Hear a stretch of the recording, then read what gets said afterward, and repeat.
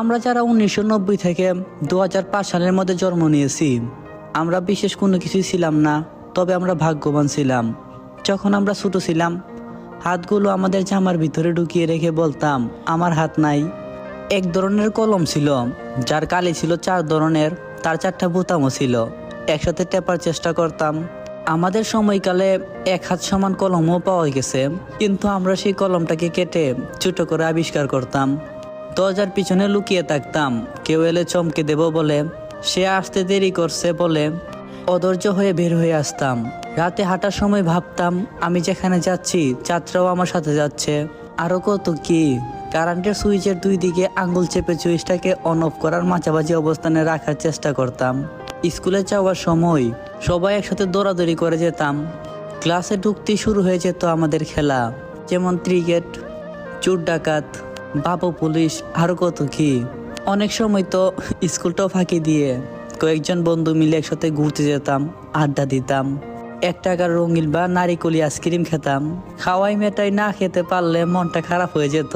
হঠাৎ আকাশ দিয়ে হেলিকপ্টার গেলে সবাই রুম থেকে বের হয়ে আকাশের দিকে তাকিয়ে থাকতাম। স্কুল ছুটি হলে দৌড়ে বাসায় আসতাম, মিনা কার্টুন দেখবো, সিসিমপুর দেখবো। শুক্রবার দুপুরে 3টা থেকে অপেক্ষা শুরু করতাম কখন বিটিভিতে সিনেমা শুরু হবে, এবং সন্ধ্যায় আলিফ লাইলা, সিংবাদ, রবিনহুড মাইক্রোবার দেখার জন্য পুরো 1 সপ্তাহ অপেক্ষা করতাম। কোনো ধরনের ফল খেতে গেলে ভুলে যদি তার বিচিটা আমাদের পেটে চলে যেত, তখন আমরা দুশ্চিন্তা করতাম পেটের ভিতরে গাছ হবে কিনা। মাথায় মাথায় ধাক্কা লাগলে সিংহ যাবে, ভয়ে আবারও নিজের ইচ্ছায় ধাক্কা দিতাম। কেউ বসে থাকলে তার মাথার উপর দিয়ে ঝাঁপ দিতাম, যাতে সে আর লম্বা হতে না পারে। বিকালে কুতকুত, কানামাছি, গোলাচর না খেললে যেন বিকালটাই কাটতো না, পুরো মাটি হয়ে যেত। ফাইনাল পরীক্ষা শেষ হলে তো সকালে পড়া নেই, এত মজা লাগতো যা বলার বাইরে। নানু বাড়ি, দাদু বাড়ি যাওয়ার এইটাই তো ছিল সময়। ব্যাডমিন্টন, ক্যারাম, লুডো না খেললে যেন রাতটাই ভালো কাটতো না।